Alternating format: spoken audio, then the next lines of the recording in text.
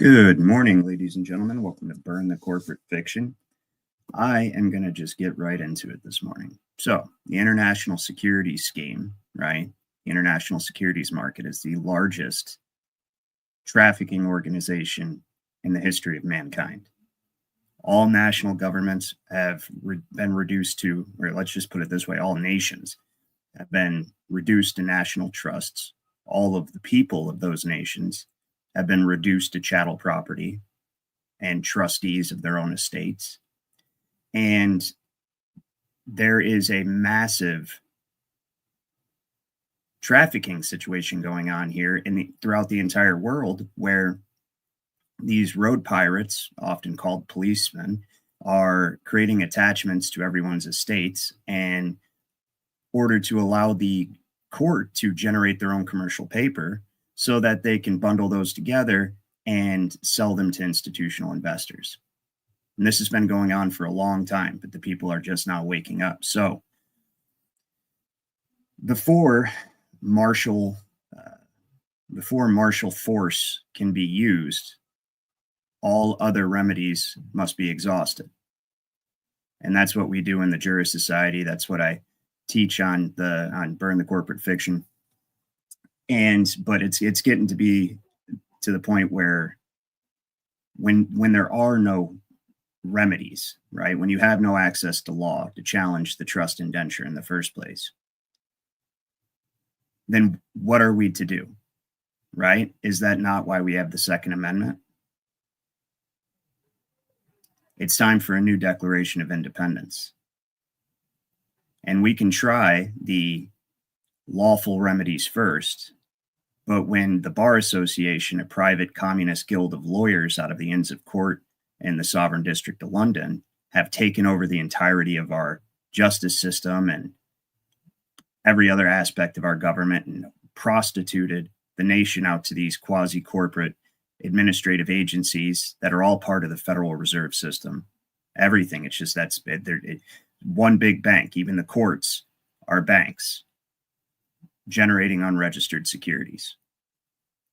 What have we left to do? Right? So today I'm going to go through some stopgap procedures that you can, or stopgap actions that you can take to start throwing gum in the machinery of this inland piracy system. And we're going to discuss why, this is the crux of the matter. This is the point. Is the people are fed up. The people in this country are fed up with the federal corporation just doing whatever it wants, right?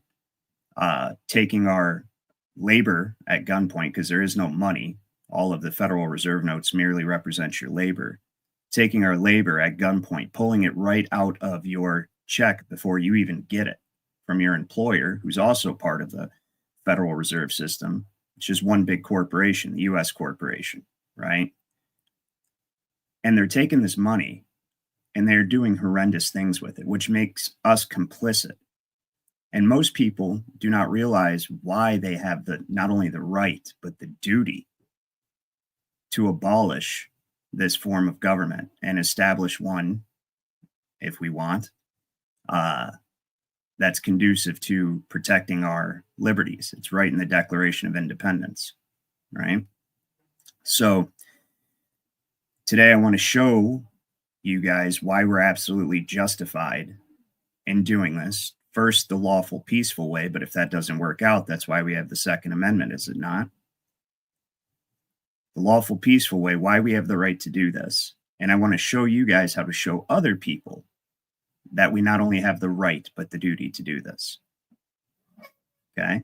So I'm going to start this off with a video from a guy who he's one of the very few people I've come across that express these concepts sort of in the same way that I do. There's another guy, Zen, at Vocational Science of Freedom. He explains that this is all administrative tyranny, right? It's all trust law, essentially.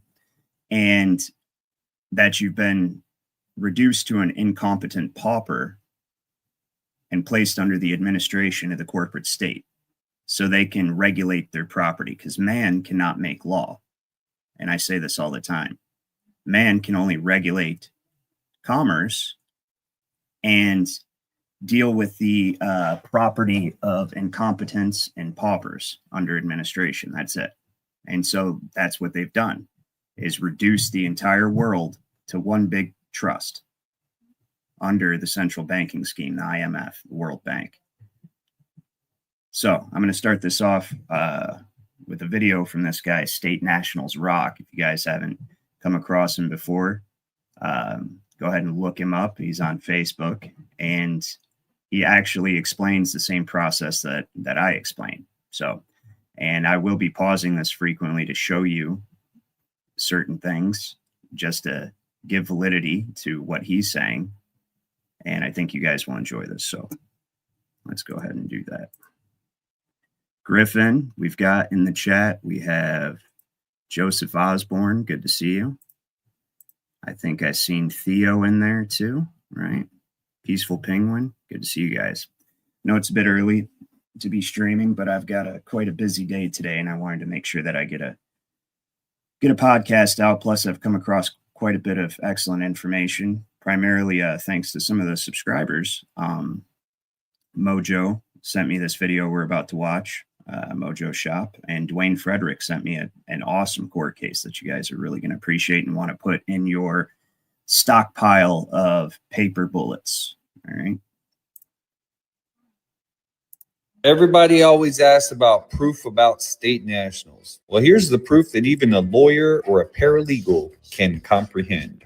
What's the legal process to become a state national, aka claim your state nationality?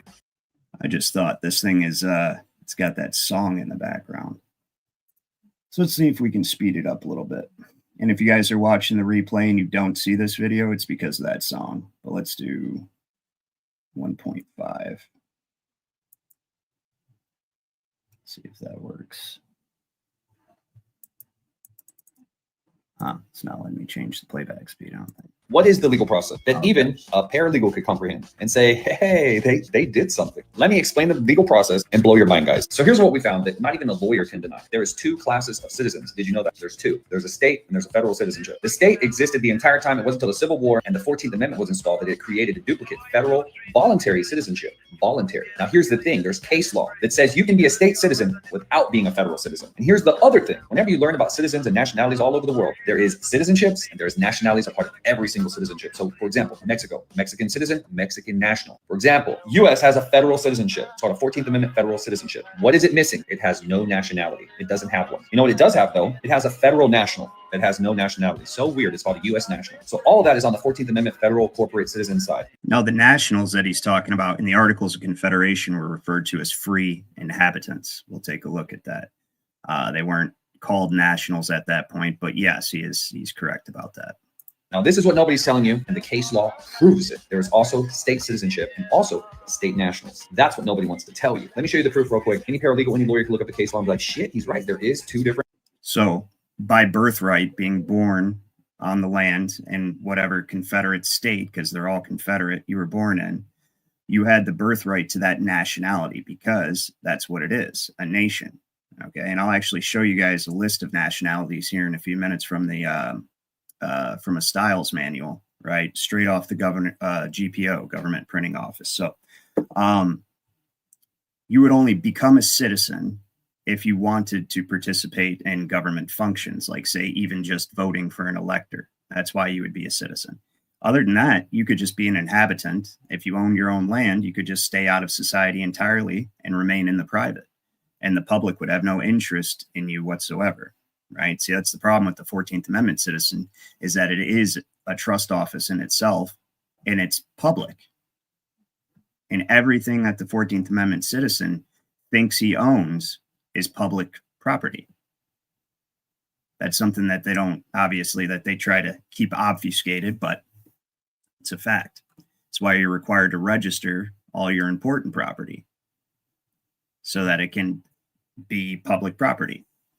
citizenships. And if there's two different citizenships, that's also proof there's two different nationals, a federal national and state national. Because if the citizenship exists, automatically, so does the national. That's the comprehension that everybody's missing about that. Because they see state citizen, they're like, oh, if there's citizenship, there's nationals. Now you know. Nobody taught me that. I had to figure it out. So now that we established there's two classes of citizens, they show the proof. Cross versus Board of Supervisors of Elections, 1966. This case right here proves that there is a federal and a state citizenship, and you do not have to be a federal citizen in order to be a state citizen. That also proves the same for state national. Now that case right there, I'm going to show you.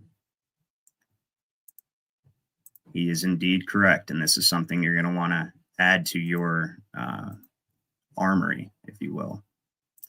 So I've got it right over. Where did I open that up at? Oh man, hold on. We'll just probably do this real quick because I just opened it. So there. All right. Right away, it starts off with, oh, sorry, this is the San Mateo County one. This is not the right one.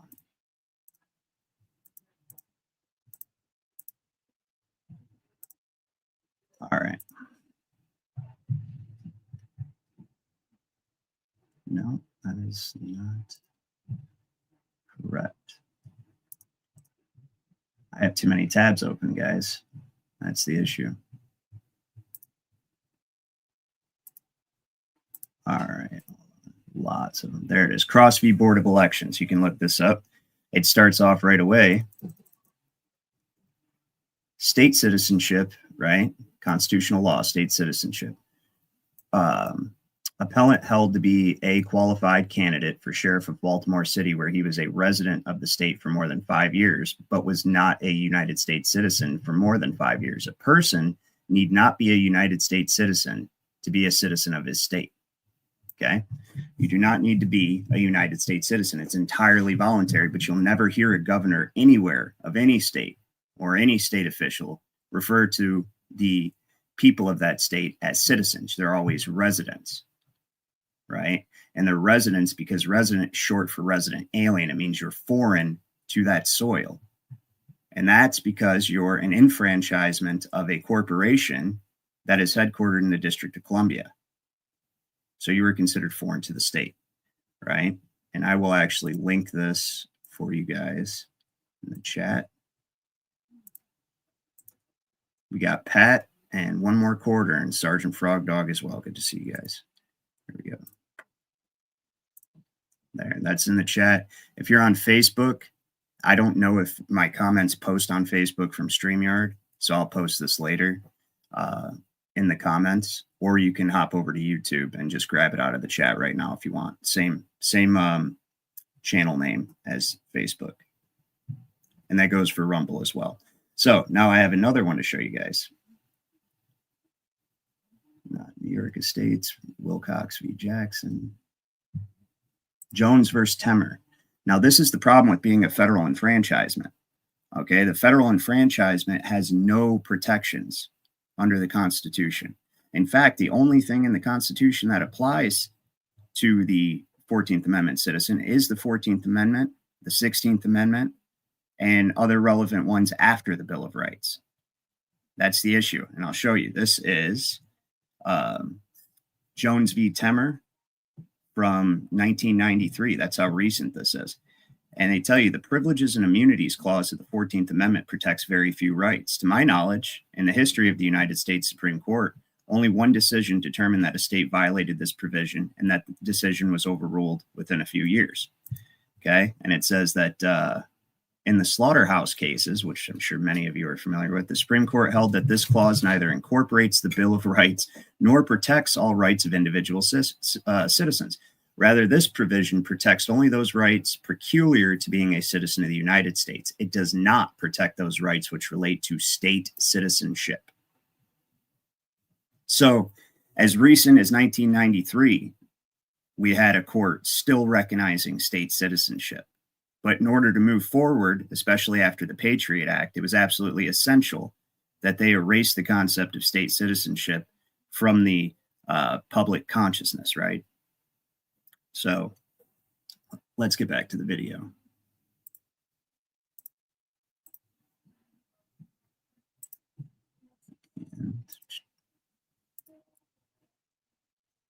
So you guys just seen that case. You just have to know what everything means. Now, this is just one case. There's many cases that prove there's two different classes of citizenship, including this case right here, Kitchens versus Steele. The judge is quoted in the case saying that the federal citizenship is completely separate from the state citizenship. Right here, proving two different classes of citizenship. Okay, now that we've established there's two different classes, there's two different case laws, and there's many. This is just two. What does that mean?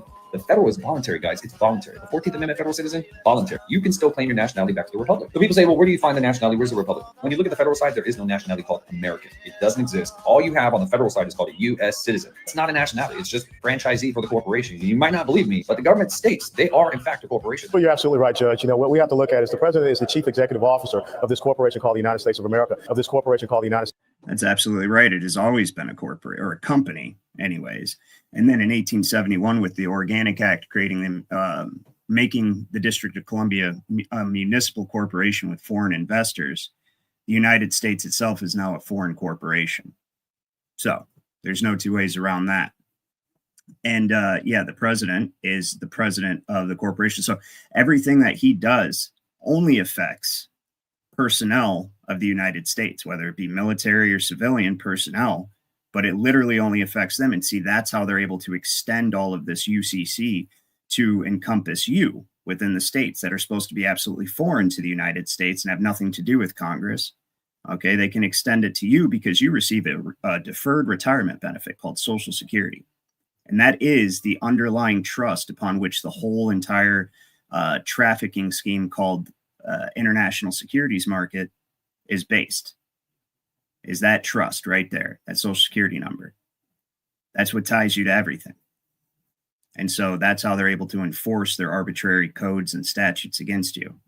States of America. This is the 14th Amendment. And you might say, well, why is that? Why would it be like that? Let me show you. This is where everybody gets all squirrely because they're like, oh, straw man, he's a conspiracy theorist. Look at him. No, the 14th Amendment citizen was directly created because your banking system collapsed. On purpose, by design, and a new private bank was installed. This private bank said, look, broke ass politicians, you ain't got no money. What are you going to pledge to pay the debt on the money that we loan your country? So this private bank started loaning our politicians money based on our taxable labor. Productive value. And now that's a very important piece of knowledge to understand is that all rights are derived from property. Okay. So law purely regards property. That is what law is always ever been about, is property. Your relationship to your property is called your status, right? In Latin, that's the Latin word for estate, status. And your status is determined by your relationship to your property. Now, because all of your rights are derived from property, except for the initial one, which is the right to property that's endowed upon you by God. Because of this, money and the law are inextricably intertwined. So you can tell, like, if somebody says, oh, no, that's not real, we're not public chattel, blah, blah. Just by the very fact that you have no access to money, and you use negotiable instruments and promissory notes that represent your productive value. It's the only thing that gives it any kind of semblance of value, right? Is it represents a debt obligation secured by your labor. Because we use that for currency, that is direct evidence of the security scheme that's taken place, the international security scheme. See, they were able to make it international when we went off the gold standard completely. See, HJR 192, yeah, we know that took gold out internally in the United States. But when Nixon took us internationally off the gold standard, we became completely insolvent. And by making the Federal Reserve note the global reserve currency, they were thereby able to extend this public trust indenture that they had built up here in the United States to all other nations by tying it to the Federal Reserve note and funneling it through the Securities and Exchange Commission. So that's direct evidence, prima facie evidence that we are slaves. Well, 14th Amendment citizens are slaves, but there is a remedy, and that's what we're going to get to in a second here. All this, the full faith and credit of America. It's the land and the labor. So your taxable labor is what backs the money printers. The money printers are not us. They're private. No matter what you think, it's a private banking cartel. It's global. Global. No wonder why the politicians all fuck around. Global. Anyways, guys, you'll figure that one out. Because of the money printing, that has pledged you. And this is why they call it the strongman, because you are pledged to pay the debt of money that the government borrows from the Federal Reserve. And the way that you know you're pledged is really easy. Whenever you hear the politicians say they're printing money, it lowers your labor. Your labor decreases every time they print. That means you back the money, because whenever they overprint and send it to all their homies overseas, your labor drops, directly affecting your labor. That's you. Your time, your money, you figured out. So that makes you responsible. You're essentially a debt slave to the Federal Reserve. This is what the federal 14th Amendment citizen structure was designed for. Now, it's important here to why he's emphasizing the 14th Amendment is the same thing that I talk about all the time. Congress and the president could only act as proxy settlers of 14th Amendment citizens. Never could they ever do that to state nationals or state citizens, anybody of the state, right? They have no jurisdiction over them. They, as far as the state national or the state citizen is concerned, the United States is entirely foreign. It's another country altogether. That's a fact. And so they could only ever do this to 14th Amendment citizens. Now, to add on to what he's talking about our labor securing the debt, which it does, it's right in House Congressional Record, March 9th, 1933, page 83, where they say the money represents a mortgage on all the homes and all the property of all the people in the nation. Well, it's actually the 14th Amendment citizens that it represents a mortgage on. And to add on to that, what they actually do, and I was just talking to my buddy Brian, who's huge in the financial field, you know, banks and stuff like that. They take out life insurance policies against your birth certificate. Okay. And now this is even evidenced by the fact that your employer takes out a life insurance. No matter where you work, if you work for some corporation incorporated under the laws of the United States, they take out insurance on you and they have an interest in your death. And they do not have to tell you, right? Because everyone who's providing for you has an administrative control over your estate. And that includes the employer. And they're able to do things like that and be able to, so that they'll take out a life insurance policy against you, and then they'll borrow against that life insurance policy. And the worst thing about that, this is why they want inflation, is they borrow against it, knowing that when they have to repay it, it's not even going to be worth close to what it was when they took it out. So they're literally robbing you through inflation, right? And securitizing you as a commodity. The birth certificate's basically a warehouse receipt. That's what it is. It's basically a warehouse receipt evidencing goods that can be borrowed against. They're robbing you through the invisible tax, inflation, and then they're just outright robbing you. So, all right. Now he gets to that's why I showed this video. It's the same remedy. Well, it's a similar remedy that we prescribe in the Juris Society. And I've actually already done. Why it exists. The straw man. If anyone cares about your constitution, they would care that this is your constitutional guarantee right here. Article 1, Section 10, Clause 1. Your current monetary system, aka the Federal Reserve, it is not federal. It is an independent agency of government, violates this very constitutional guarantee. Anybody can learn this. And that's how you know what we're doing is lawful, because we're following the Constitution to restore the guarantees. The proper way, the legal way, the peaceful way, and the knowledgeable way. So what do? It's very simple, guys. Check this out. We use the power of an affidavit. Why? Because truth is expressed in the form of an affidavit. And why is that? Because in an affidavit, you can affidavit or declaration you can do. But yes, an affidavit is purely just for putting something on the record and swearing under penalty of perjury that what you are saying is true. So you're actually putting your freedom as the consideration for what you're saying, and somebody has to rebut it in order to make it untrue once it's on the record. And they have to successfully rebut it, actually.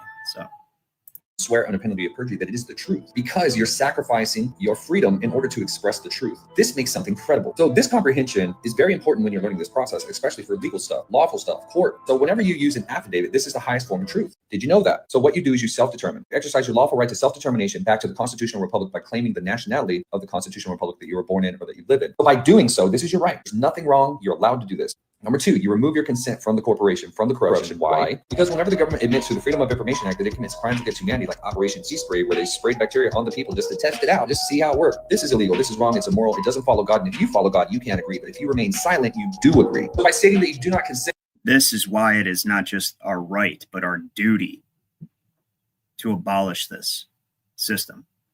Now, whether we do it the peaceful way by removing ourselves from 14th Amendment citizenship, which you have to think about this. If people did this en masse, right? You could keep the banks, you could keep the Bar Association, keep all the administrative agencies, but you remove that 14th Amendment citizenship and it has nothing they have nothing to feed on. It's done.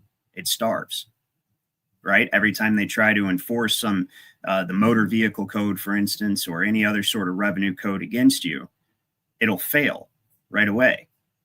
So they have no way to generate their securities. The 14th Amendment citizen is the backbone to this entire security scheme, right? What they do is called securities farming. I'll give you an example, and I have before, but in case you're new to the channel,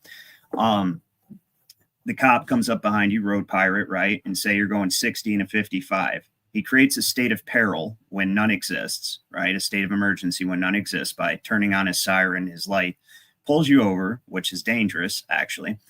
And he'll come up to the car and say, I need your license and your registration. He does not know this, but the reason he's doing this is because he needs to establish two things before he can proceed. One, that you are a 14th Amendment citizen employed by the state to operate the public conveyance, to drive the public conveyance. And two, that the conveyance has indeed been registered, which means to give over. Regis means to the king, okay? Regnatum means to be governed. Register, when you register something, you're giving it to whomever you're registering it with. And generally, they give it back to you to be held in trust, essentially. Now you only have the right of use. And by doing so, and once you hand him the registration, he establishes that this is indeed the state's property. And you indeed are hired. And because you're hired as personnel, you have to follow this code, motor vehicle code. Okay. And the reason they set that up is so that he can write his ticket. Now, what's a ticket? It's a debt obligation. What is currency now after 1933 in HJR 192? What is currency? It's a debt obligation, right? Everything is debt obligation. Like all what you think is money is merely evidences of debt. And so anyone who can create a debt obligation and secure it, which is why he needs to make that attachment to your driver's license, which is attached to your social security number, which is called social security for a reason, because it secures the entire fiat currency scheme. It's not security like for your safety. It is the social security for the debt, right? So he needs to be able to create an attachment to that so that the court can then generate their own commercial paper, bundle it together, sell it to institutional investors. They're essentially printing currency out of thin air, right? And I call that securities farming. Interesting thing real quick, and we'll continue watching this in a second, but I want to show you guys this. You guys may think you know the definition of farm, but you do not. Not in the way that they use it. And let me tell you something.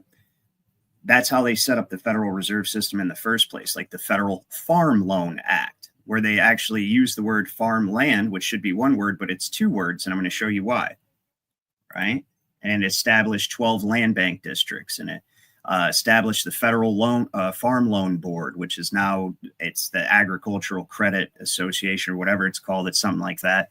And this is how they did it, because you are considered agricultural stock, right? So check this out. Farm. Let's look at what a farm is. Okay, we go down here to, of course, it's a tract of land devoted to raising and breeding domestic animals. But look at this, number 5, the system of leasing out the rights and collecting and retaining taxes in a certain district. B, a district so leased. That's a farm. Okay, we'll go down to another dictionary. Right, that one was from the American Heritage Dictionary. This one will be from the Farley's Trivia Dictionary, and they say the system, method, or act of collecting revenue by leasing a territory and districts. That's what they're doing. That's why they divided the entire republic up into districts. And it says a country or district leased for the collection of revenue, right? Two-letter lease, blah, blah, blah. Let's see, assign, blah, blah, blah. Cultivate soil, obviously. So that's the whole point. So here we got right here, it says a fixed sum paid by an individual or group for the right of collecting and retaining taxes and rents. That's a farm, right? A fixed sum paid regularly by a town, county in lieu of taxes. The leasing of a source of revenue to an individual or group. Well, what do you think the U.S. citizen is? As a source of revenue, the primary source of revenue. Actually, without the U.S. citizen, as I was just saying, the entire thing collapses. All right. And then one more thing, we'll get back to the video. It's almost over anyway, but look, land. Let's look at what land is. Of course, solid ground of the earth, right? Look at this. The people of a nation, district, or region. So what is farmland? Your farmland. So when they do things, and now when you go back and look at these old enactments, like the Federal Farm Loan Act of 1916, it becomes clear what they're actually doing.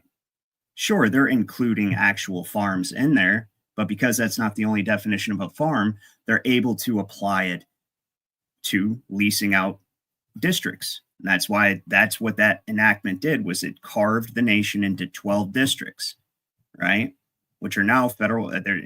Well, I don't know if there's 12, but that's why you've got they were land bank districts, and you have Federal Reserve districts, right? So farmland, there you go. So with that, let's get back to the video real quick.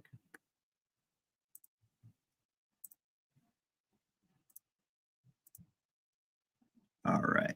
Consent to the corruption and crimes against humanity that the government admits to. This is how you remove consent on a legal affidavit. So after that, you have to notify the proper person within the government. Who do you notify? The Secretary of State. So you get this affidavit, you get it notarized, you mail it to the Secretary of State. Now, whenever you're trying to create true admissible evidence, you always have to prove this. Certificate of service. That means you have to have a lawful chain of title, proof that it was served upon the proper individual. That way you can also show that proper due process is given to the individual that you are serving. So what does that mean? Very simple. Whenever you serve somebody, you have to have proof. You can't just say I served them. It doesn't count in court. You have to have proof. So a certificate of service has certain elements that have to be met that prove you serve these people. The second thing is due process. That means you have to give them the ample amount of time to respond, opportunity to cure. So basically, you serve them, you have the proof, you give them due process, you wait the time, and then what's third? After you give them ample amount of time, this creates a tacit agreement between you and the Secretary of State because he failed to respond. So now this tacit agreement is what they use against us. This is their system, and we are just following the rule of law, exercising the constitutional rights, being the change we want to see. After this tacit agreement is done, that allows us to create what is called a default judgment because that's the lawful due process. We mailed it to him, we have proof, we have certificate of service,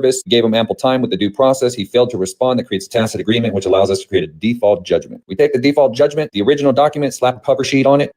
So I know it's a little bit quick, but yes, everything that you do file on the record, you have to you have to serve it upon various people, especially the Secretary of State who deals with nationality when it's something like this.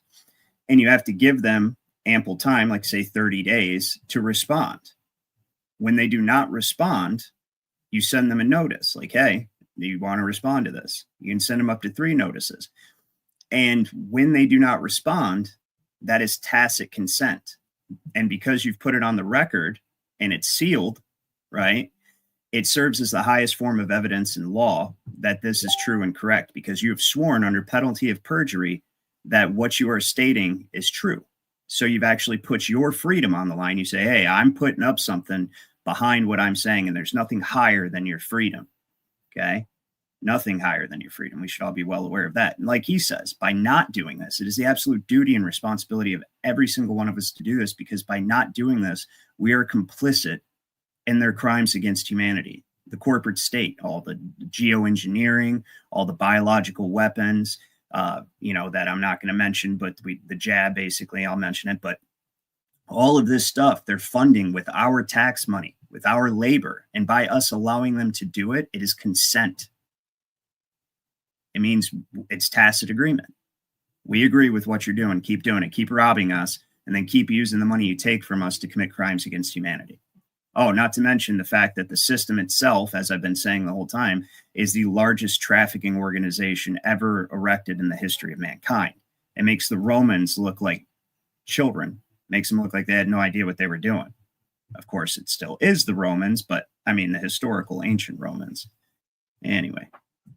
We go down to the county clerk's office and we record it on the public record as an affidavit. What this does, whenever you swear under penalty of perjury, record your affidavit, this creates what's called prima facie evidence, meaning it is considered the truth until it's rebutted by somebody. So who can rebut your right to self-determination back to the republic? Nobody. It's your right. Federal citizenship is optional, and you can be a state citizen or a state national without being a federal citizen. See, it's your right. There's nothing unlawful or illegal about doing that. Number 2, they admitted to crimes against humanity through the Freedom of Information Act. So you have every right to say, look, I don't agree, I don't consent. By saying that, you remove your consent. And you explain why. If you believe in God, you can't consent to those crimes against humanity. So what a more lawful thing to do than to say, I don't consent, to remove yourself from all that 14th Amendment baloney and go back to the state republic.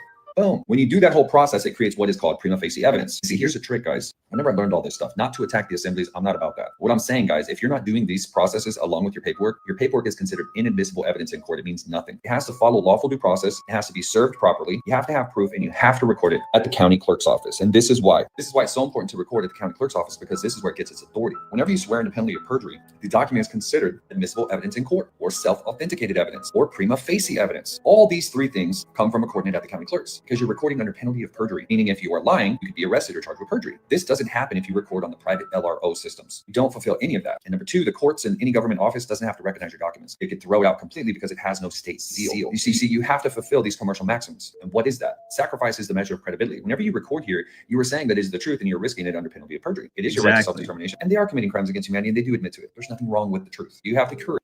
So yeah, essentially, when you file your declaration of claim, you put that on the county record, the county recorder, right? Or register of deeds, if you will. That affects the title to land. And again, I just showed you your land, right? But when you're filing the affidavit, file the affidavit at the county clerk's office, right?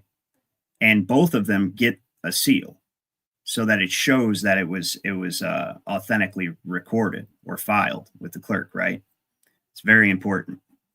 Is the difference. So when you do this at the county clerk, it has authority. That's why. And do it at the LRO, has no authority. They don't recognize it. They don't care. It's inadmissible. County clerk, admissible. LRO, inadmissible. You see what I'm saying? It's all about court, legality, lawful process. This is what a lawyer has to do to create the same process. This is what the courts accept. Whenever I give my documents to the judge and they've seen what I've done, they're like, yeah, he sure did opt out of the federal, citizenship. He is a state national. But typically they're very nice, and they're pretty cool about dismissing my tickets, even though I'll admit to speeding or whatever. Go watch the videos. The judge is like, yeah, based on the evidence, case dismissed. If you do it right. All right. Yeah. So he pretty much just reiterates the same thing. Again, that is State Nationals Rock. Go ahead and check him out. Give him a follow. I know for sure he's on Facebook. That's where this is from. And yeah, he's absolutely right. So now let me show you. This is what we have crafted in the Juris Society here. Share this. Let me pull it up real quick. This is an affidavit of restoration of sovereignty. Okay, and let me show you.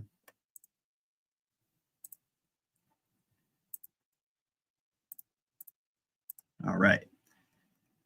So something as simple as this. Now you can include points like he was saying about the crimes against humanity. Actually, I have several points I'm going to add to this from the Declaration of Restoration of Sovereignty, basically.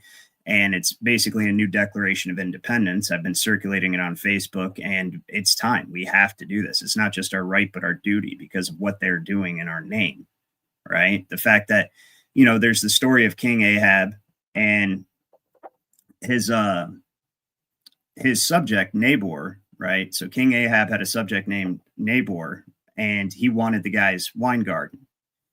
And he went up to the guy and said, hey, how about I trade you, because it was right next to the king's palace. He said, how about I trade you a better wine garden for this garden, or I'll give you the just compensation for it. Because first of all, that shows you, even being the king, he couldn't just take this guy's land. All right.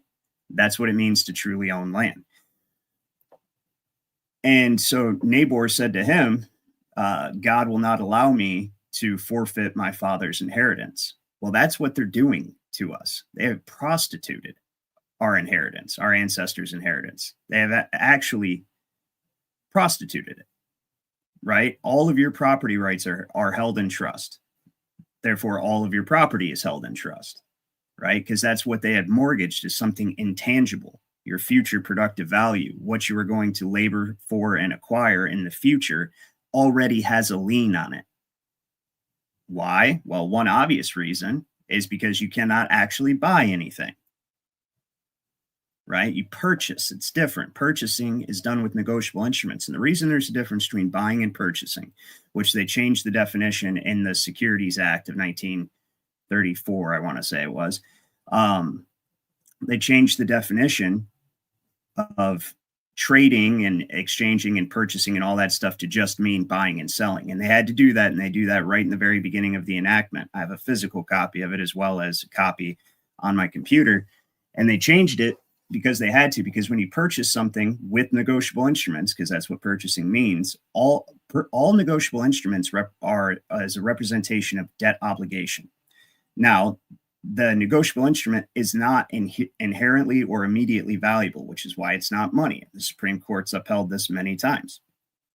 It is not money, lawful money. It's a promise to pay. And the negotiable instrument does not become valuable until the obligations of that instrument, that contract, have been performed. And then once they have been performed, there is no negotiable instrument and the value has actually been realized. So all the negotiable instrument represents is potential value.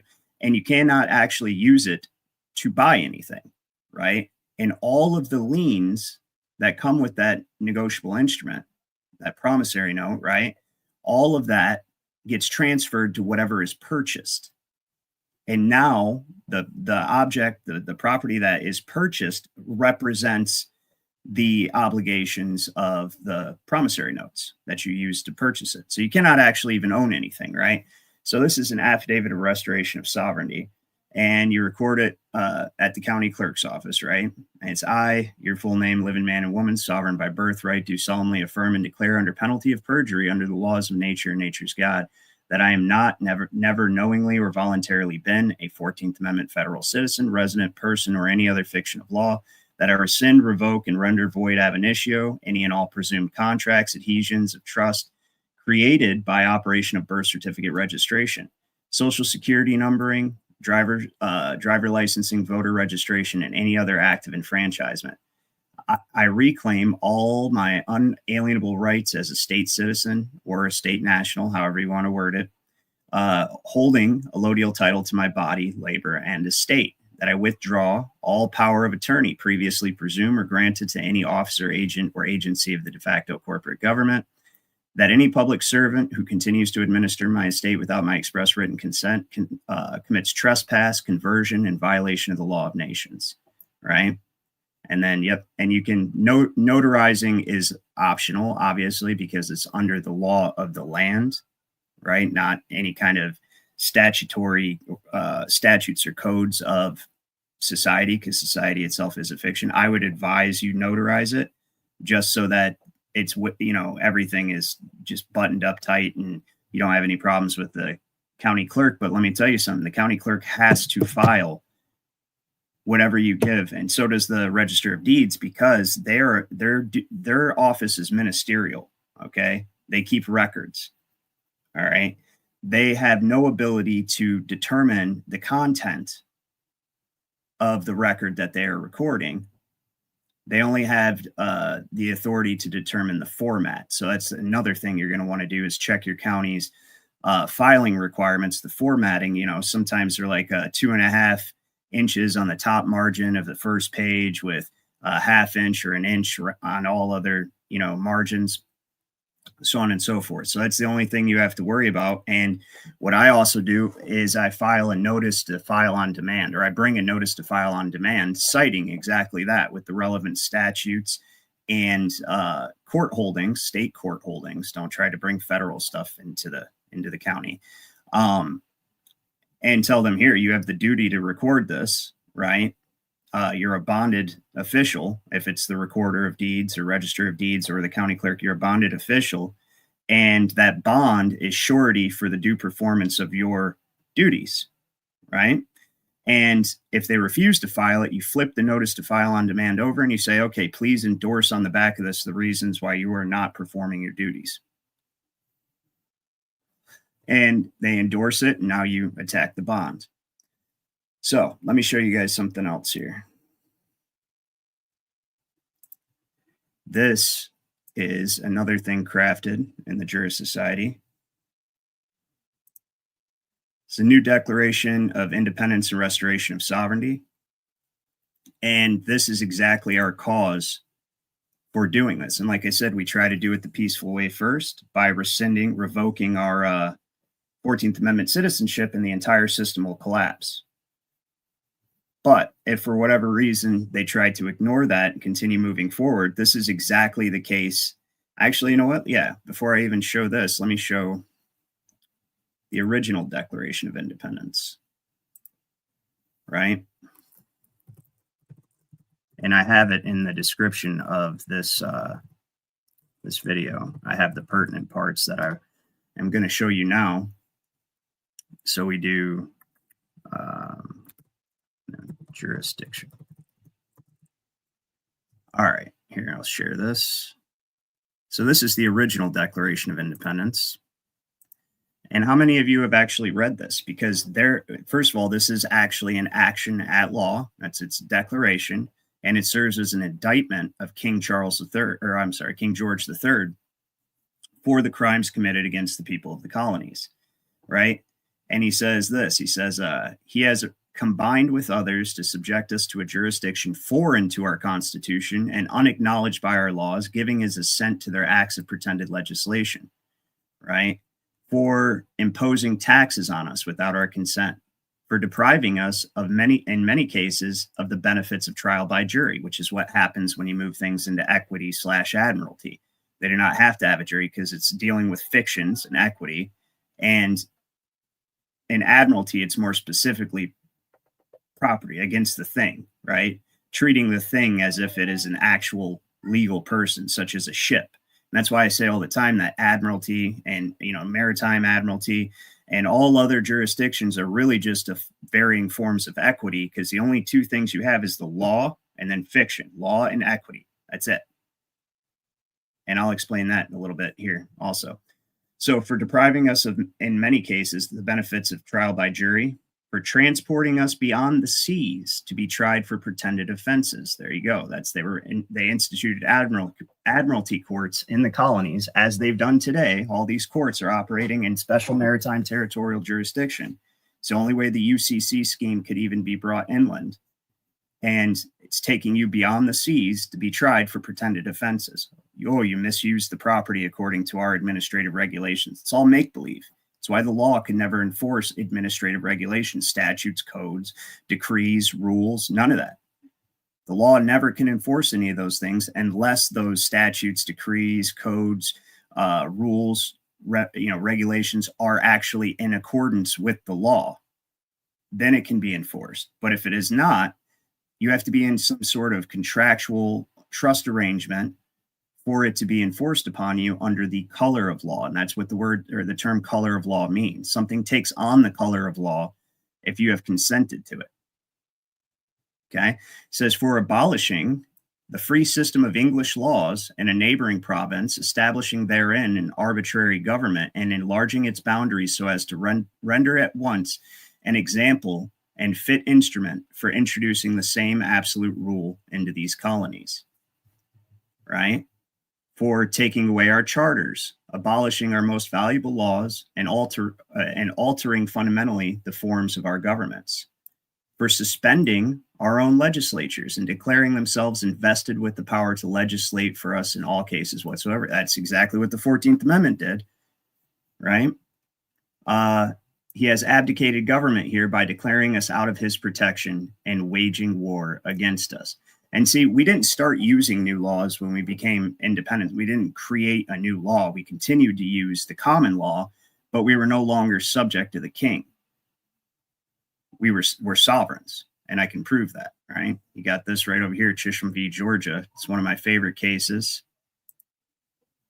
that proves this. It says right here, at the Revolution, the sovereignty devolved on the people. They are truly the sovereigns of this country, but they are sovereigns without subjects, and have none to govern but themselves. The citizens of America are equal as fellow citizens and as joint tenants in the sovereignty, right? And it says, governors are agents of the people and at most stand in the same relation to their sovereign, us, in which the regents in Europe stand to their sovereigns, right? Subjects, they are our subjects. But see, the 14th Amendment makes you their subject. It says all people born or naturalized in the United States and subject. That word is used intentionally, subject to the jurisdiction thereof. So you're not supposed to be subject to the jurisdiction of the state or the United States. The only people who can bring you under the power of the state, which you're not even really under the power of the state, just the power of the law, are fellow citizens or fellow sovereigns, rather, right? State citizens or state nationals. Living, breathing people who are above the government. That's why it requires a verified complaint to bring you into a court of any kind, right, of law. And so it requires a verified complaint, which is a signed, sworn affidavit with witnesses, right, brought before a magistrate who verifies it, and now they have cause to bring you into court. It takes that. The state cannot just arbitrarily subject you to its jurisdiction, and the United States definitely cannot, right? So, but the 14th Amendment makes you a subject. So, all right, it says, so they stand in the same relation as the regents of Europe stand to their sovereigns. Their princes have personal powers, dignities, and preeminences. Our rulers have none but official, nor do they partake in the sovereignty otherwise or in any other capacity than as private citizens. Yeah, black and white right there, right? So now I'll show you that new declaration that we crafted in the Juris Society. And it's circulating on Facebook. And really, obviously, of course, posting something on Facebook, and if you're new to this concept, does not actually have any kind of legal authority, right? Even though you might think it does. I see people all the time posting, notice to principal or notice to agents, notice to principal, all that on Facebook. That doesn't mean anything. Absolutely does not mean anything. Everything that you do has to be recorded on the public record. So it's circulating on Facebook is just to see how many people are awake and tired of this stuff. And if it gets enough support, we'll actually create a formal version of this and circulate it possibly as an e-document, right? To actually be literally signed by people. Not just type your name, but where you actually do like the Acrobat PDF signer thing, or a lot of these different PDF viewers have the ability for you to physically sign with a stylus or something. But anyways, so this says, when in the course of human events it becomes necessary for one people to dissolve the political and juridical bands which have connected them with a usurped corporate oligarchy masquerading as lawful government, and resume among the powers of the earth the separate and equal station to which the laws of nature and of nature's God entitle them.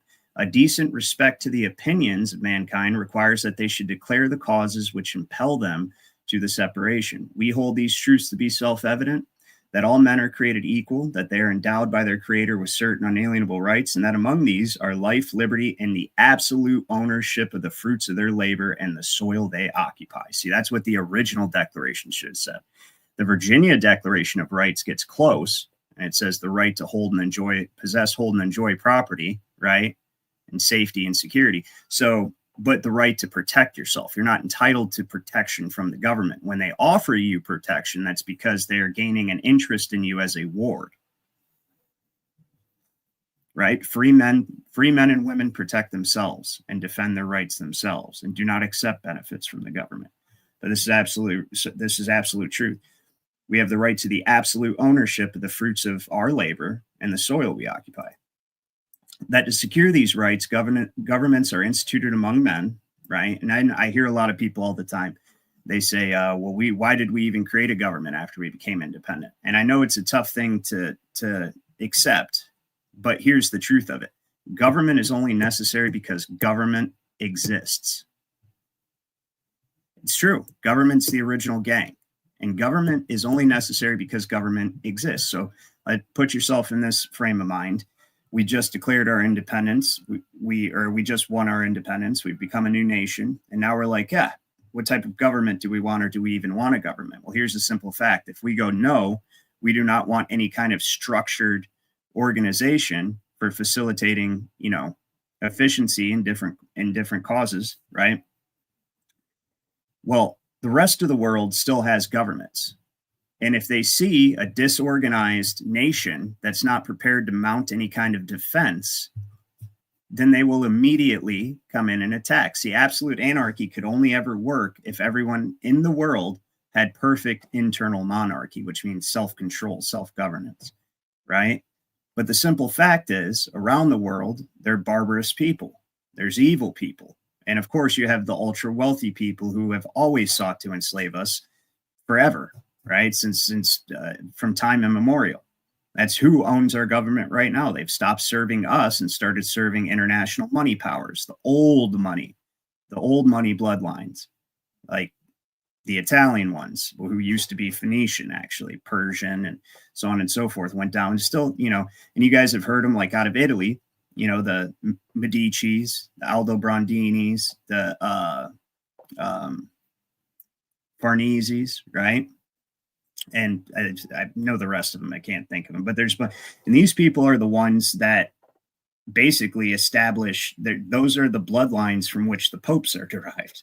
So anyway, so that to secure these rights, governments are instituted among men, deriving their just powers from the consent of the governed. That whenever any form of government becomes destructive to these ends, it is the right of the people to alter or abolish it and to institute new government, laying its foundation on such principles and organizing powers in such form as to them shall seem most likely to affect their safety and happiness. Prudence indeed will dictate that governments long established should not be changed for light and transient causes, but we are far beyond that. We have substantial causes to do this, and that's why every lawful remedy must be exhausted before martial force can be considered. And that's how it works. That's the law. You have to try to exercise all avenues of peace before you decide to exercise the right to abolish. So, by force, that is.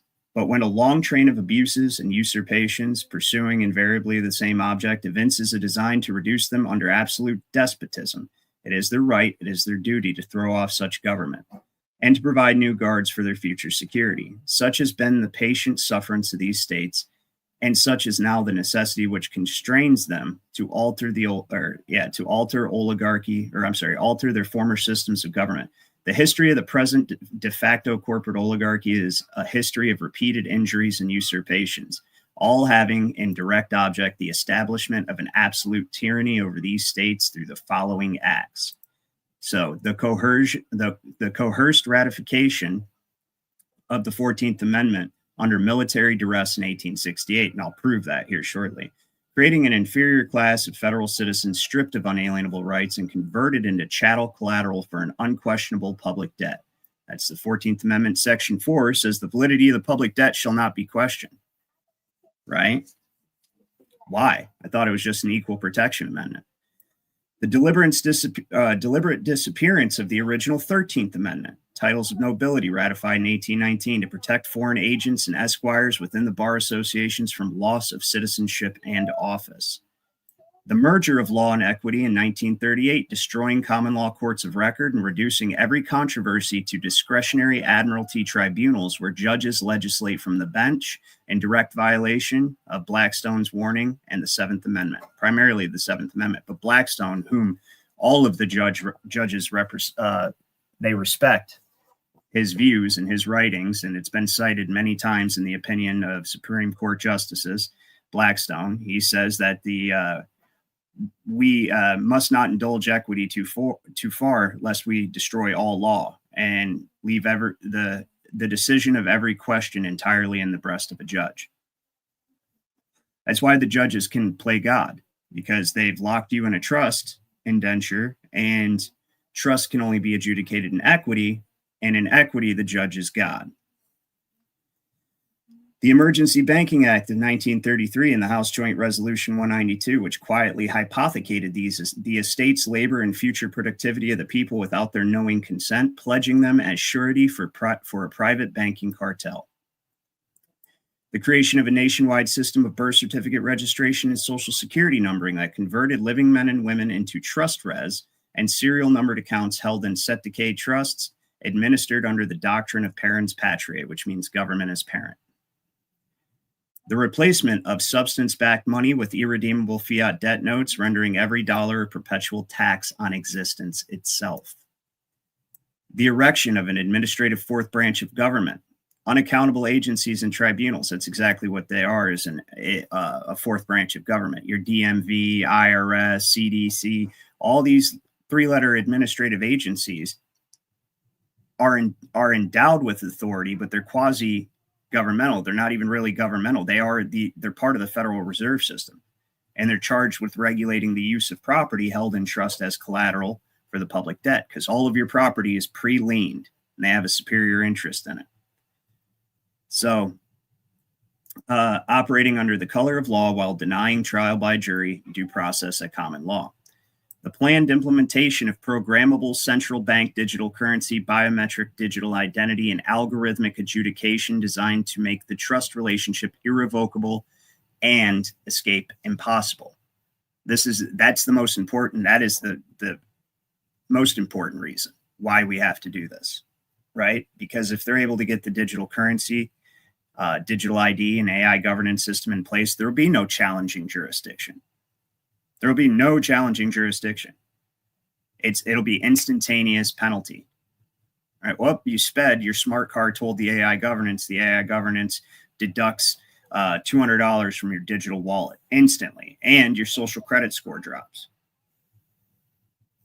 That's the society that they're trying to build, and that's why we have to remove ourselves from the 14th Amendment. And if that fails, we have to exercise the Second Amendment, right? Use the Second Amendment, rather. In every stage of these oppressions, we have petitioned for redress in the most humble terms. Our repeated petitions have been answered only by repeated injury. A system whose character is thus marked by every act which may define a tyrant is unfit to be the ruler of a free people. We therefore, the free inhabitants of the several states, appealing to the supreme judge of the world for the rectitude of our intentions, do, in the name and by authority of the good people of these states, solemnly publish and declare that we are, and of right ought to be, free and independent states, and that we are absolved from all allegiance to the de facto corporate United States and its administrative subdivisions, that all political connection between us and the present system is and ought to be totally dissolved, and that as free and independent states, we have full power to levy war, if necessary, conclude peace, contract allegiances, establish commerce, and do all other acts which independent states may have right to do.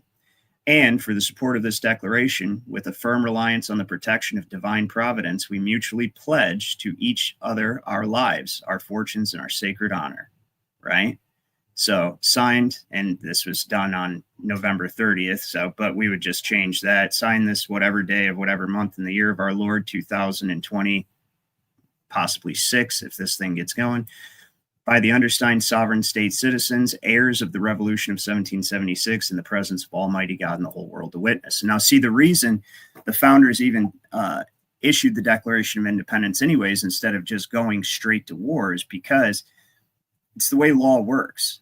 You have to, that's why I said they essentially appealing to the supreme judge of the world. Like, hey, this is why we're about to have to do some not so nice things. Okay, because we cannot continue living under this system. That's it. It's a fact.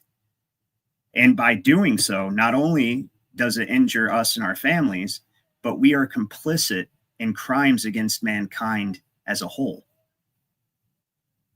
The governments are absolutely evil and out of control, right? And we're the chattel they use to fund all of their wars, all of their biological experiments, all of their weather modification, all of the destruction of our food and water, everything. It's all paid for by us. Why would we continue to do this?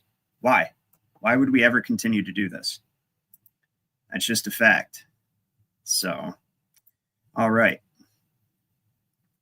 That is that. Now let me show you guys something here. I'm going to share this window. So here's how you explain justly, and you can put this in your affidavit if you'd like, or your declaration of claim, right? Lawful claim and title.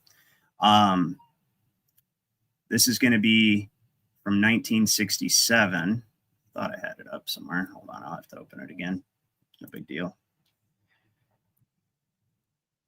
So this is going to be from House Congressional Record, June 13th, 1967, page 15641 to 15646. And it is titled, "The 14th Amendment, Equal Protection Law or Tool of Usurpation." And this is where it's established on the congressional record that the 14th Amendment is indeed unconstitutional. The 14th Amendment, the purported 14th Amendment to the United States Constitution, is and should be held to be ineffective, invalid, null, and void, and unconstitutional for the following reasons. The joint resolution proposing said amendment was not submitted to or adopted by Constitutional Congress. Article 1, Section 3, and Article 5 of the U.S. Constitution say basically that no state shall be deprived of its equal suffrage, meaning its representation. The joint resolution was not submitted to the president for his approval. In fact, Andrew Johnson vetoed it. The proposed 14th Amendment was rejected by more than 1/4 of all the states in the Union, and it was never ratified by 3/4 of all the states in the Union, right? So we go down here, and we see all the states that rejected it: Texas, Georgia, Florida, Alabama, North Carolina, Arkansas, South Carolina, Kentucky, Virginia, Louisiana, Delaware, Maryland, Mississippi, Ohio, and New Jersey. So even northern states rejected it. So what did Congress do? Congress, let's see, it's right up here at the top. Congress says the legislatures of Georgia, North Carolina, and South Carolina had rejected the amendment in November and December 1866. New governments were erected in those states and in others under the direction of Congress and against the orders of the President Andrew Johnson. Okay, so what did Congress do? Congress went down into these states that rejected the 14th Amendment, or sent the military down there rather, and they removed their duly elected legislatures at gunpoint and installed a proxy government to ratify the amendment. The amendment is null and void on its face. It's null and void ab initio. There is no U.S. citizen, but they keep going pretending that we're U.S. citizens. And now the Supreme Court, right? So look at this. Says, in the court, and he's talking about Coleman v. Miller. That's where this quotation comes out of, is a case called Coleman v. Miller. I'll give you the citation. It is 307 U.S. 448, right? So 307 U.S. 448. And in Coleman v. Miller, says the court, there we go. And the court gave no consideration to the fact that Georgia, North Carolina, and South Carolina were 3 of the original states of the Union with valid and existing constitutions on equal footing with the other original states and those later admitted into the Union. What constitutional right did Congress have to remove those state governments and their legislatures under unlawful military power set up by the unconstitutional Reconstruction Acts, which had for their purpose the destruction and removal of these legal state governments and the nullification of their constitutions? The fact that these 3 states and 7 other southern states had existing constitutions, were recognized as states of the Union again and again, had been divided into judicial districts for holding their district and circuit courts of the United States, had been called upon by Congress to act through their legislatures upon the 2 amendments, the 13th and 14th, and by their ratifications had actually made possible the adoption of the 13th Amendment, as well as their state governments having been reestablished. So he further is making the argument that those governments were not removed and proxies were not installed when they ratified the 13th Amendment because, obviously slavery is wrong. So of course they did that, right? And you recognize them as lawful states with lawful constitutions currently in the Union post-Civil War to allow them to ratify the 13th Amendment. So how then can you say, oh, those states were in rebellion? Because that's what they would try to say. Well, they were not in rebellion for the 13th Amendment. So no, you had no lawful authority to go down there and remove those governments and install proxy governments to create your little federal chattel that you wanted to borrow against. That's a fact. So that's the first thing that you can put in here. First of all, it's void ab initio. It's null and void. Okay. And this is what you can explain to people why we have the duty to remove this amendment. And by doing so, abolish this current form of corporate government. Because if you take this amendment out, everything collapses. And we can actually only then start moving back towards our original republic. Okay. So the second thing is, as we looked at here, right, that the Privileges and Immunities Clause of the 14th Amendment protects very few rights. And he says it does not protect those rights which relate to, the provision protects only those rights peculiar to being a citizen of the United States. It does not protect those rights which relate to state citizenship.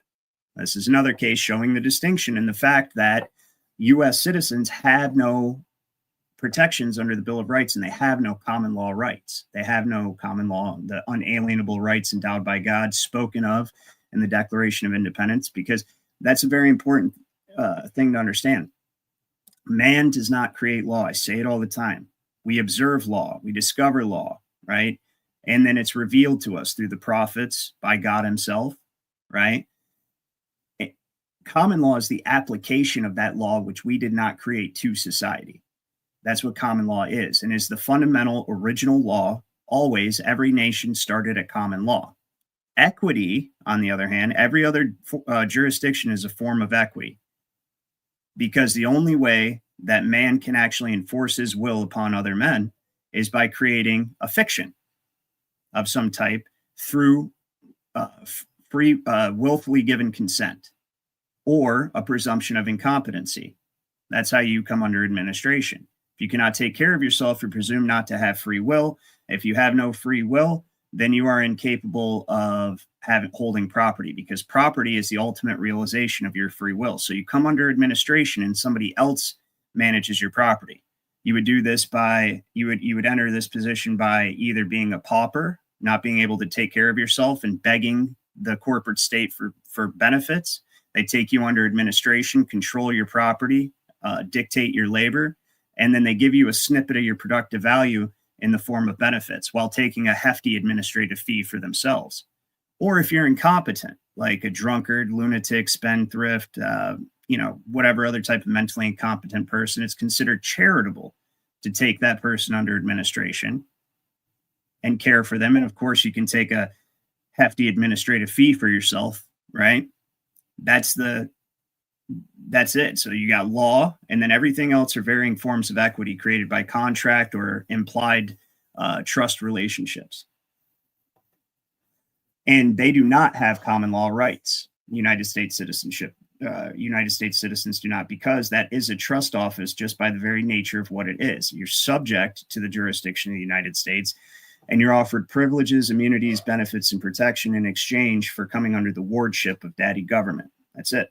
There's no other way to put it. That's exactly right. Josh says fraud, deception, and lies. Absolutely. So another case that proves this actually would be this. Maxwell v. Dow. Maxwell v. Dow says that the privileges and immunities of citizens of the United States do not necessarily include all the rights protected by the first 8 amendments to the federal Constitution against the powers of the federal government. Right? And we just seen in that Board of Supervisors case that, let's see, where did I put that one? This right here, or Board of Elections, I'm sorry, Crossview Board of Elections from 1966. Says a person need not be a United States citizen in order to be a citizen of his state. So you have the lawful right to do this, right? McDonald v. State. Let's see here. We'll go to this one. McDonald v. State. So this is 90 Indiana Supreme Court 320 from 1883. And it says right here that he was a citizen. It says, though he was not a citizen of the United States, he was a citizen and voter of the state. Under Section 2 of Article 2 of our state constitution, one may be a citizen of a state and yet not a citizen of the United States. Okay? Absolutely have the right to do this, 100%. Now, being one of the people of the states, you have absolute right to your property, meaning allodial title. That's a fact. All titles in this republic are allodial. So this is another way we attack them. If you take the land, you take their collateral. And not only that, but when you have your allodial title, right, once you have claimed that allodial title, which you can do, I'll show you the affidavit of allodial title that we drafted in the Juris Society.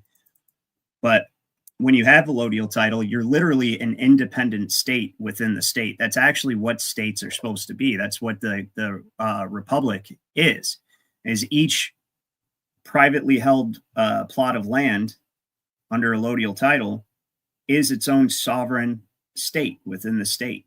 And nobody, not the sheriff, not even the president himself, can come on that land unwarranted. And if they do, and they remain after you told them to leave, you can plant some freedom seeds in them. That's a fact. And nobody can say anything about it. So all lands are Wisconsin Constitution 1848, the original one, says all lands within this state are declared to be allodial and feudal tenures are prohibited. Article 4, Section 2 of the Constitution states that all states that enter into the Union are on equal footing with the original 13 states. So Wisconsin could never put this in their constitution if this was not the case in all other states. Right? So all lands in this republic are allodial, 100%. We have annual report of the Commissioner of the General Land Office, which is now the Bureau of Land Management, but it's not supposed to be that. It's supposed to be the General Land Office. And once it loads at whatever point, I'm going to show you. All right. This is taking a while. So while we let that load, feudal tenures are prohibited. That's very important because what you're under now, when the state gives you that color of title called a warranty deed or whatever kind of junior title you have, that title is far inferior to this. It places you as a tenant on the land, and you're in a feudal relationship with the county and the state, with the county tax assessor and the state, because now they charge you rents and profit. They charge you rents every year for holding the land, because it's the same type of system as was set up in England, where they had to pay fees to hold the title to land. They had to pay it to the crown. And so you are a tenant in this. They have set up a neo-feudal tenure. So this is the report of the General Land Office from 1870. And it says right here on page 28 to 29, the individual title derived from the government involves the entire transfer of ownership of the soil. It is purely allodial, right here. It is purely allodial, with all incidents pertaining to that title as substantial as in the infancy of the Teutonic civilization. It says the statute of uses was never adopted in the public land states, right? So it says, and hence, the complex distinction between uses and trust has never embarrassed our jurisprudence. We're not supposed to have this neo-feudal system we have under the 14th Amendment, where all of your property, that is how they create feudalism, is the property, the actual tangible property, and your intangible rights to it get placed in trust. And now you can be charged a fee for the use of it and required to have licensing or whatever. And then you have to follow the administrative regulations created by the feudal lords, which are the administrative agencies. And then if you misuse the property according to those regulations, they can now enforce those regulations against you under the color of law and charge you fines, fees, court costs, all that stuff, and up to and including taking away your freedom if you didn't get permission to use the property, like driving without a license, right? They actually arrest people. People do entire years in the jail just for not asking the government for permission to use their property. So, allodial title, I'll show you what we have and the steps to take in the Juris Society here. All right, so let me go ahead and open that up. It's affidavit. Okay, I got to actually open it up from here. Affidavit of allodial title. Pull it over to this page. Whoops, that's not the right one.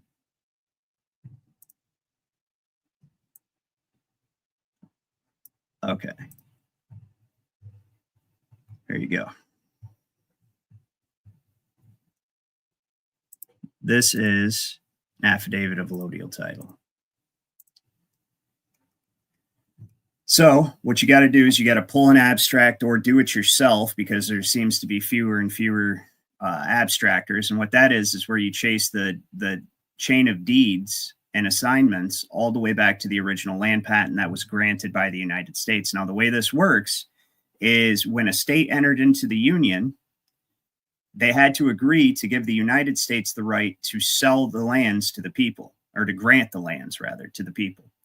And so they did, and the United States is the one who issues the land patents. The land patent, and I'll show you a case here in a moment, once they part with it by patent, even the United States itself has no claim to that land and cannot subject it to a claim just by some future assessment. And I'll show you the case that upholds that. But you trace the deeds and assignments back to the original land patent, and then you put your full legal name, blah blah blah, care of, the mailing address, zip exempt, all that stuff. You want to put the postal code actually in brackets, right? Because whatever's in brackets is not on the page technically, but a lot of places will not record something or accept it if it doesn't have a return mailing address, basically, or once they make the copy. So you put it in brackets and boom, problem solved. So it says I, full name, right? Authorized representative or sui juris, whichever one you want. The undersigned, a natural living man or woman, sovereign freeholder and one of the people of, right? And you don't do like all caps and you don't do the capital abbreviations. It's capital, like from Michigan, capital M, the rest is lowercase. Being of sound mind, over the age of 21 years, competent to testify, having firsthand knowledge of the facts stated herein, do solemnly declare, affirm, and state under penalty of perjury, under the laws of the United States of America and the common law, that the real property commonly known as, and you put the address that's on the land or the not the land patent, the address as it exists now, right?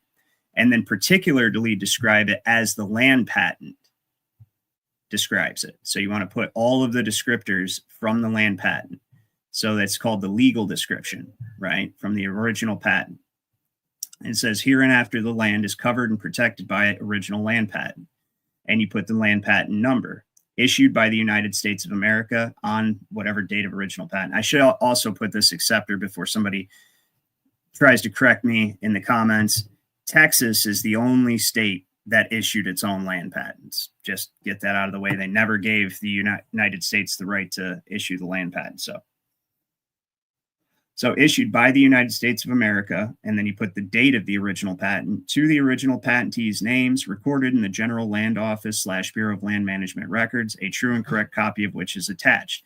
You're going to want to have a copy of the land patent, attach it to this. 2, that I am the true and lawful assignee and current holder in fee simple absolute of said original land patent through a clear and unbroken chain of title from the original patentee to myself. And then you put the entire abstract along with the original land patent on the back to show the chain of title coming all the way to you, right? And at some point, it'll have been entered into a land registry or some kind of tax assessment rolls that essentially, once it was registered in there, the county, the state became the feudal lords, right? So that the said original patent conveys perfect allodial title, absolute ownership, and then you cite Wilcox v. Jackson, Summa Corp v. California, State v. Crawford, right? That all lands within the several state are declared to be allodial and feudal tenures are expressly prohibited. See Wisconsin Constitution, Article 1, Section 14, 1848. Carried forward by equal footing clause doctrine to every state. No state or municipal corporation possesses any lawful jurisdiction to tax, zone, regulate, or encumber allodial land without express written consent of the freeholder. I hereby accept, claim, and bring forward the original land patent in my name, the names of my heirs and assigns forever, converting any present fee simple or color of title deed into a paramount allodial freehold estate. All prior conveyances are hereby ratified only to the extent they convey the patent's rights. Any attempted feudal encumbrances, taxes, zoning, liens, easements are null and void ab initio as against this paramount title. And so this declaration serves as mandatory judicial notice pursuant to Rule 201, Federal Rules of Evidence and Common Law notice to all courts, officers, agents, and parties that any claim, lien, tax assessment, zoning restriction, or regulation asserted against the land must be accompanied by proof of a superior treaty or treaty-based or patent title, or it is void on its face.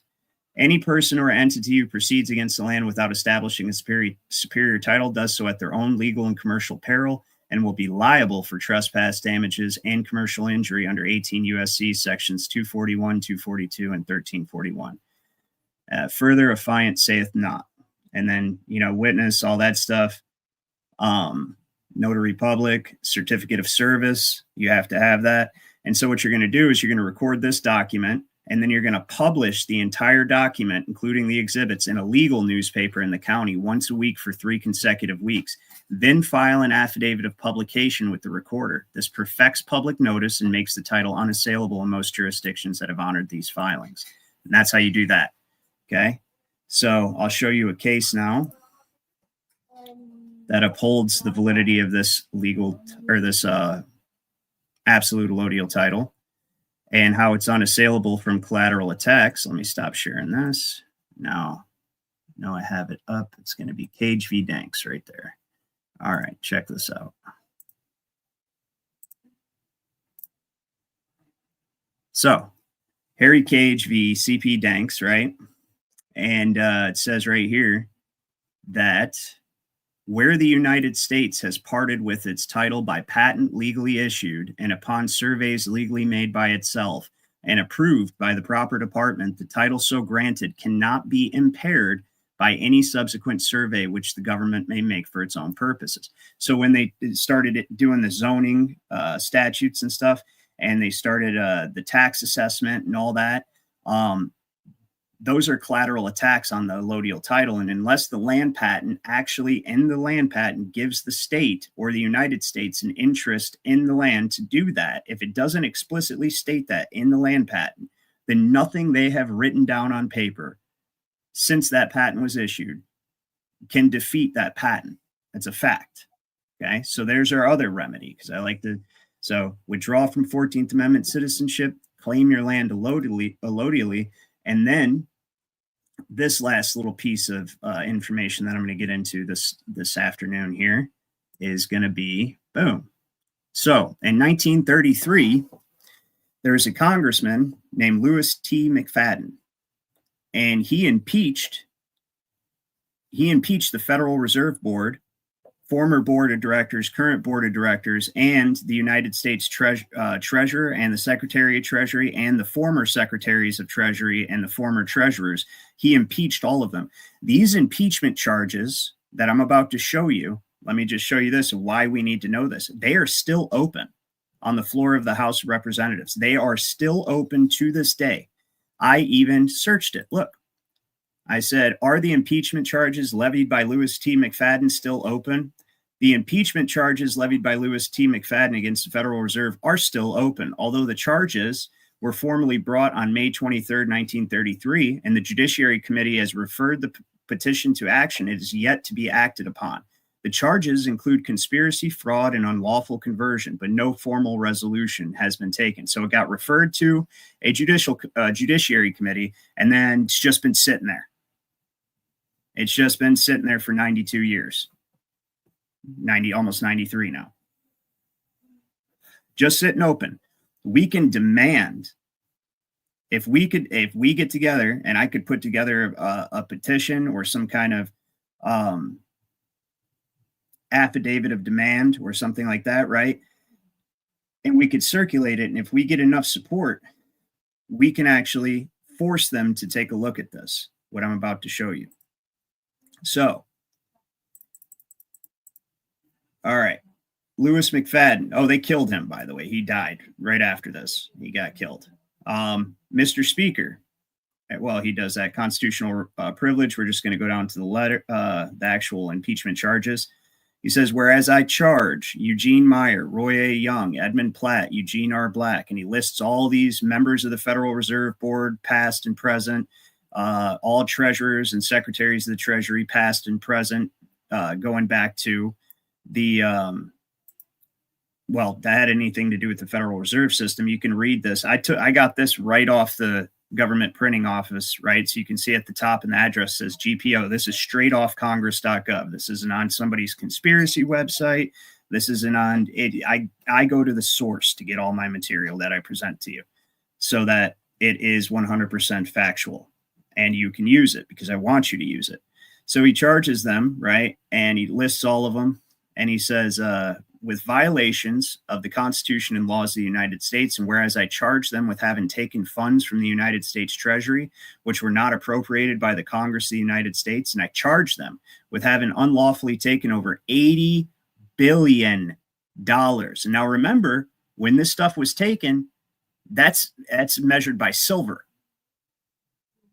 That's measured by silver. So silver is the base of our original currency, right? It's how it's supposed to be. And when they started introducing paper under the Federal Reserve, it still had to be immediately redeemable in silver or the gold or the silver's equivalent in gold.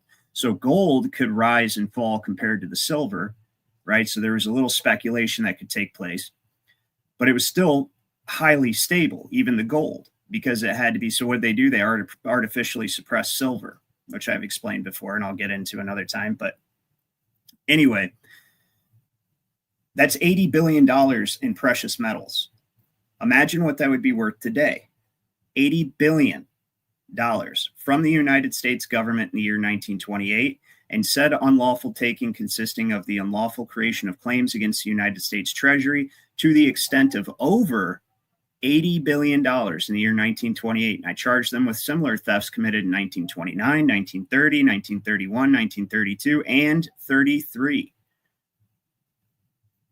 And in the years previous to 1928, amounting to billions of dollars. And whereas I charged them jointly and severally with having unlawfully created claims against the United States Treasury by unlawfully placing United States government credit in specific amounts to the credit of foreign governments and foreign central banks of issue, private interests in commercial and private banks of the United States and foreign countries and branches of foreign banks doing business in the United States to the extent of billions of dollars, and having made unlawful contracts in the name of the United States government and the states treasury, and with having made false entries on the books of account. And whereas I charged them jointly and severally with having taken Federal Reserve notes from the United States Treasury, and with having issued Federal Reserve notes, and with having put Federal Reserve notes into circulation without obeying the mandatory provisions of the Federal Reserve Act, which requires the Federal Reserve Board to fix an interest rate on all issues of Federal Reserve notes supplied to the Federal Reserve banks, the interest resulting therefrom to be paid by the Federal Reserve banks to the government of the United States for the use of the said Federal Reserve notes. So they were supposed to be paying the United States. They were supposed to be paying for the privilege of being able to use their money and charge interest on it. They were supposed to pay for that. Right now we pay them. Well, we just are enslaved by them like batteries for their big corporate machine. There's no actual money, so they just use us to generate securities, carte blanche, right? So, and I charge them with having defrauded the United States government and the people of the United States of billions of dollars by the commission of this crime. And whereas I charge them jointly and severally with having purchased United States government securities with United States government credit unlawfully taken, and with having sold the United States government securities back to the people of the United States for gold or gold value. So they took securities, right, from the government on credit, then turned around and sold those same securities, and it was on government credit, and turned around and sold those same securities, which just evidenced a debt, to the people for gold. So that's conversion. That's called conversion, by the way. So that's a crime at common law. Says, and with having again, let's see if we can, and with having again purchased United States government securities with United States government credit unlawfully taken, and with having again sold the said U.S. government securities back to the people, right? So he goes on and on. He says, I charge them jointly and severally with having unlawfully issued Federal Reserve currency on false, worthless, and fictitious acceptances and other circulating evidences of debt, and with having made unlawful advancements of Federal Reserve currency, and with having unlawfully permitted renewals of acceptances and renewals of other circulating evidences of debt, and with having permitted acceptance bankers and discount dealer corporations and other private bankers to violate the banking laws of the United States, right? And with, says, charge them jointly and severally with having conspired to have evidences of debt to the extent of over $1 billion artificially created at the end of February 1933 and early in March 1933, with having made unlawful issues and advancements of Federal Reserve currency on the security of said artificially created evidences of debt for a sinister purpose. So this, and you guys can obviously look this up. I can't, this is a saved PDF file. Maybe I can Do I still have it pulled up where I got it from? Well, I'll show you guys how to navigate the congressional website real quick if you want. So they make it intentionally very, very difficult. But if you're persistent, you can do it.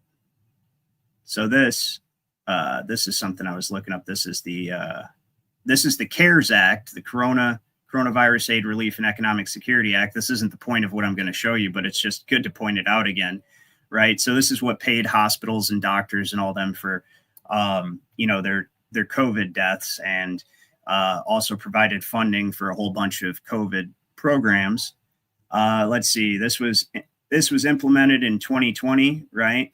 It's March 27, 2020. Let's see, when was it introduced? Oh, January 24th, 2019. See, they can't hide that because it's in the enactments.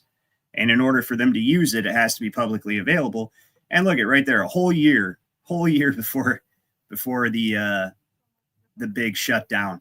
They must be psychic, I guess, right? So anyways, yes, Pat says he thinks it was gold, talking about the money they took. Well, it'd have to be, if it was, yeah, it would be gold, but to say that it was $80 billion worth of gold is inaccurate unless you also point out the fact that the gold was tethered to the value of silver. The value of silver was the fixed unit of measure, and the value of gold would fluctuate comparatively to, gold's market price compared to silver, if that makes sense. So anyways, once you're here on congress.gov, okay, you go to, we don't want legislation, we want congressional record. And then we're going to do House congressional record, and we're going to say May 23rd, 1933. And we're going to search. And then, boom. It's taken a while. That's what I mean. That this website is so slow. So slow. So then you want to uncheck all the boxes except for congressional record. And then you want to go to the Congress year, and I have 67 checked, I'm pretty sure, because I had to recover a document that went out with my SD card. 67. So we want 1933. Oops, let's see. It's right here, 31 to 33. This is how you do that, right? And now literally they don't even put it in order because they would just make it as inconvenient as possible. But actually this, House congressional record, March 3rd, 1933. But there's a bunch of parts to that. So you'll actually have to search for that one that I have, that I show all the time. But we want May 23rd. And so I can get you this far, but I'm not going to spend the time to go the rest of the way. You're literally going to have to, well, I guess you can do this, do Control F and do May. And so there's only 5 results. May, right? So May 13th. Yeah. May 13th, May 18th. There it is. Okay. Well, actually, I guess I can probably link this for you guys. Nope, that was 1932. I just seen that. That's 1932. No. See, that's stupid. And it goes back. You didn't even want 1932. Wanted 1933. And see what I mean? They make this very, very irritatingly. And you do Control F and we'll say May. And there's 11 Mays here, so maybe I'll find it. I do want to link it for you guys because it's an important document to have. May 21st. May 23rd, 1932 again. So yeah, not on this page. How about that? How about here?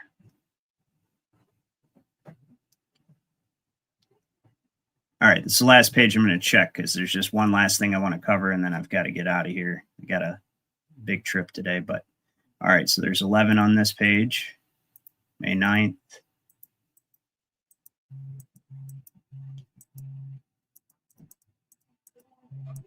Yeah, it's all 1932 and they're going back. So, well, I have it. And if anybody wants to email me, burnthecorporatefiction@yahoo.com, I can go ahead and get it over to you. Right, because I got mine straight off the website. So yeah, it obviously takes a while to find this stuff, as you guys can see, but I showed you how to do it. And the most important thing about this document, these impeachment charges, as you can see, they're still open. They're still open charges. We can still demand that these, oh, hey, check this out. Actually, let me open this in a new tab and I'll link that for you. That'd be good. It's better if you get it from the government printing office, right? But yeah, this includes his entire impeachment. And I say it's better if you get it from the actual government website, because then if somebody says, "Oh, well, that's not real," it's like, "Oh yeah, it's right off the government printing, right out of the government printing office." So let me share this for you guys. Copy in the YouTube chat. And then I will link this in the comments later, Facebook and Rumble, as well as the other document that I had here earlier. But yeah, so this is absolutely still stands open, and we need to force them to take a look at it, just like the question of the validity of the 14th Amendment that they will not look at, right? These are the exact lawful, first of all, these are the lawful and just causes that we have to expatriate from 14th Amendment citizenship. And ultimately, if they force us to levy, let's just say to exercise our Second Amendment right.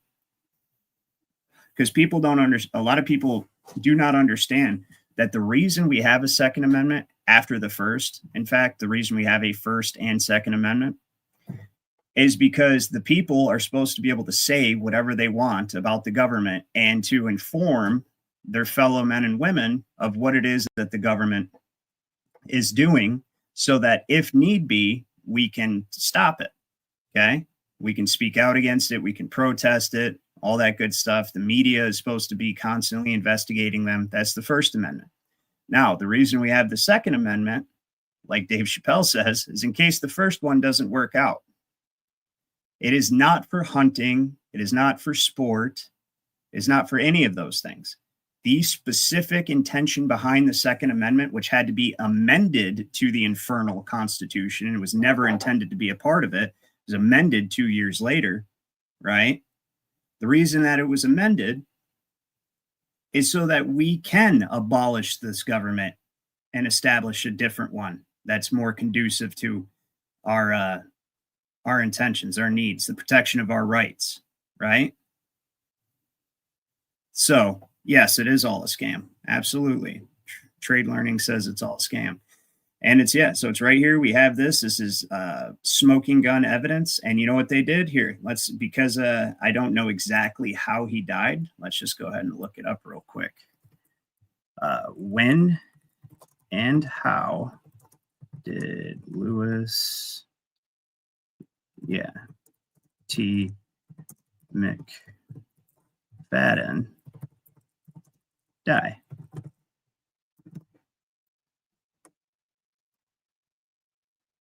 Dies in New York. Oh, it looks like he was attacking the Jews too. I mean, not surprising because he was absolutely accurate about the Federal Reserve. The assassination of Lewis T. McFadden.